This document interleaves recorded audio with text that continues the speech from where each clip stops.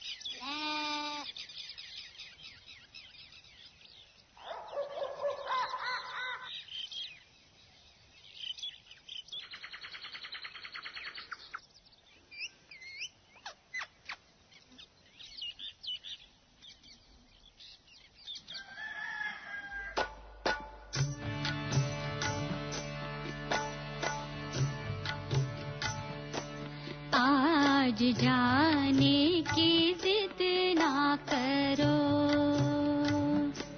आज जाने की जिद ना करो, यूं ही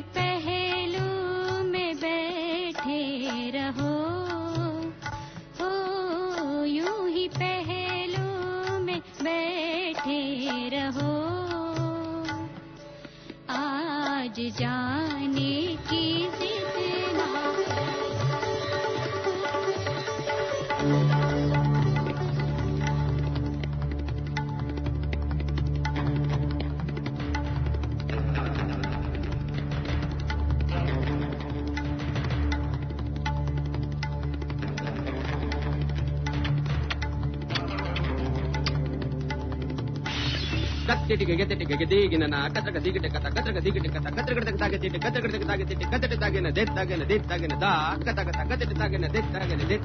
ना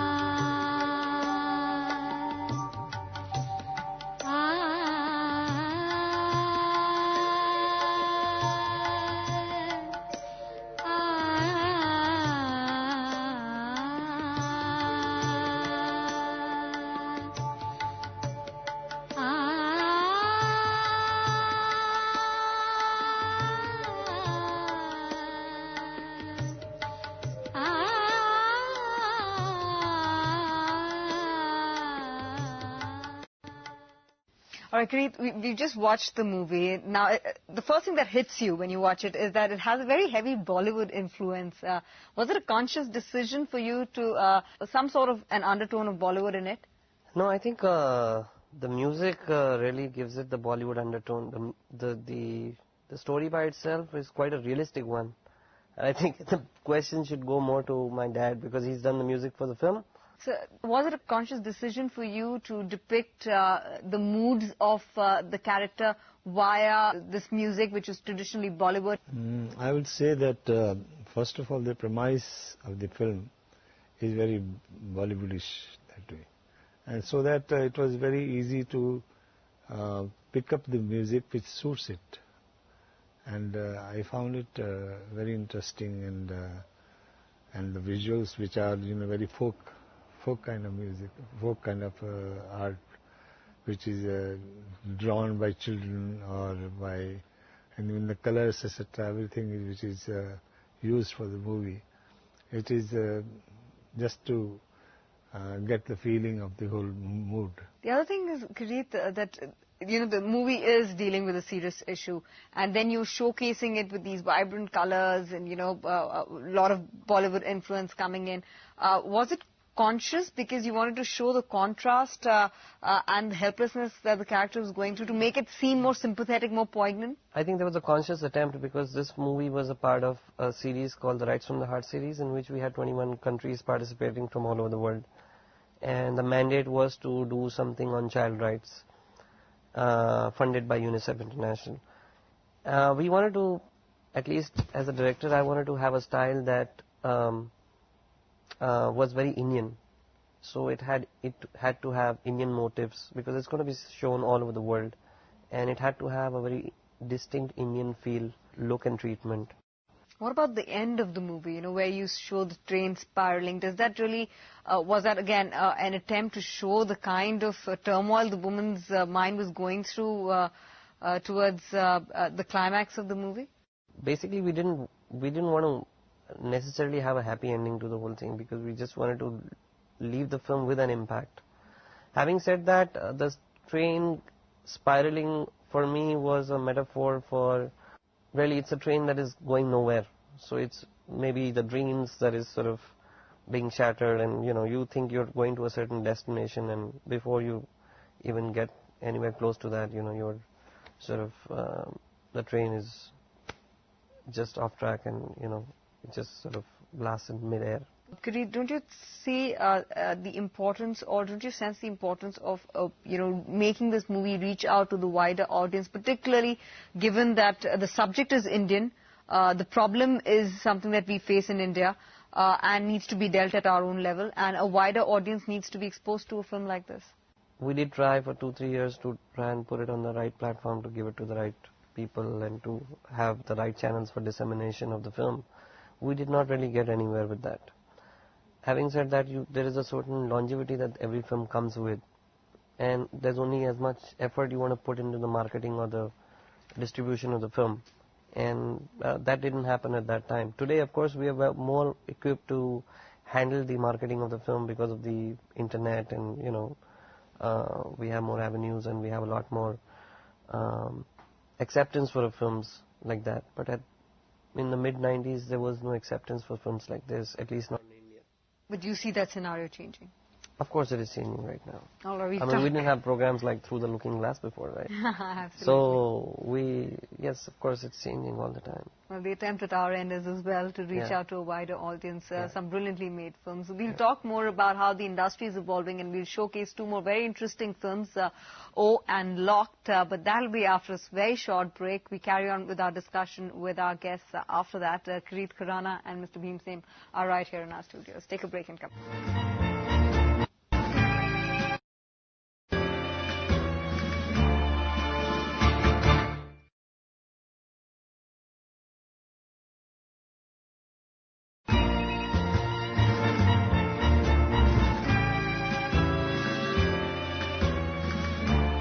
Welcome back. You're still watching Through the Looking Glass. Next up is a film that Kireet made during his graduation course at the Sheridan College in Canada. The film is titled O. We'll watch the film first and then come and discuss it with Kireet and Mr. Bhimsen right here in our studios. Watch it for now.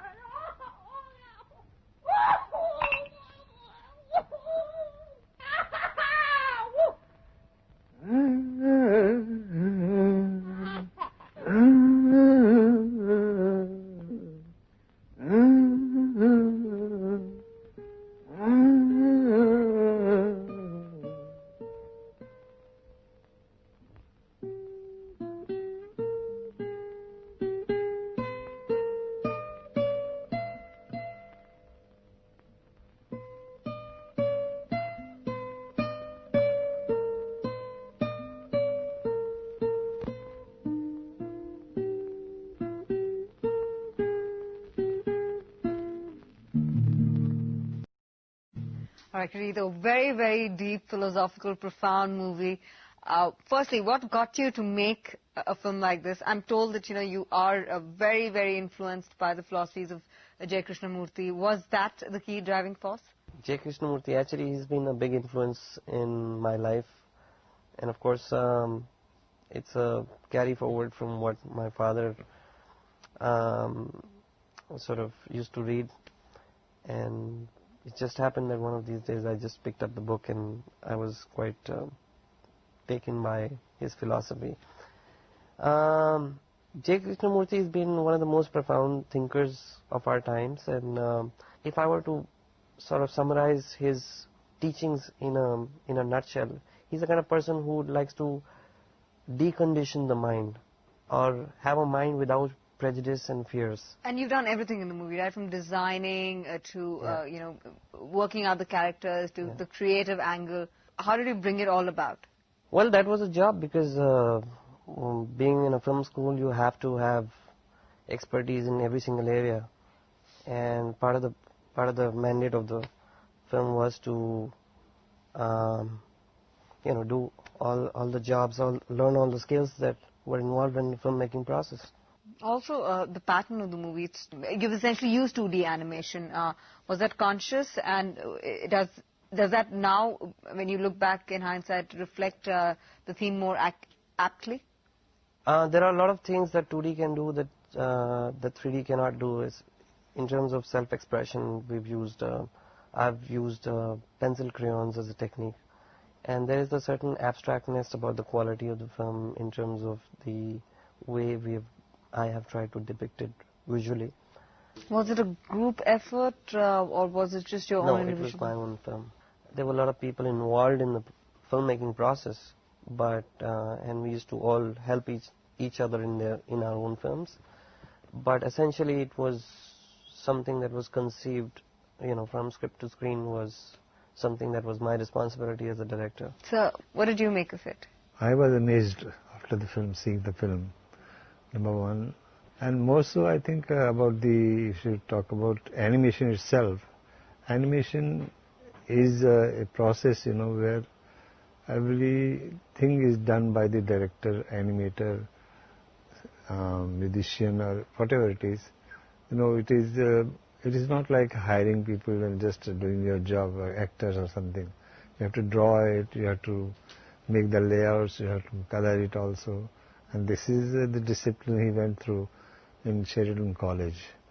And I'm very happy that he has come out very well. Did you guide him through the making of the movie? No, I was here, he was there, I could not. No phone calls happening, oh Dad, what should I do? How should I conceptualize this piece? No, actually, I was amazed that time. I really liked it very much. And this film has also won a lot of awards, right? Yes, it has. It's won an award in Austria, it's won an award in Japan as well, and it's also won 3 national awards in '96. Also, the fact that, again, this movie does not have dialogues. Mr. Beams, I wanted to ask you this. So you think animation lays more impact when you have music in it, good caricatures, the sensitivity of the project is depicted through colors, or whichever medium you may choose, and there is less of talk or dialogue? That is very true, frankly. I think animation films, if they're made well, they don't need dialogues. Okay. And they don't need commentary. In fact, I have seen certain films which were done very well by the drawings and all that. And when we were asked to put commentary and all that, the impact was lessened. Well, thanks, Kireet and Mr. Bhimsen, for joining us on this edition of Through the Looking Glass. That was the end of part 1, where we're showcasing 3 animated short films. You've seen 2, but in part 2 of the same series, you're going to be looking at another interesting animated short film. Plus, we will be discussing with Mr. Kireet and Mr. Bhimsen about the future prospects of the Indian animation industry, where it goes from here. So catch us at these times for the second part of this special series, only on CNBC TV.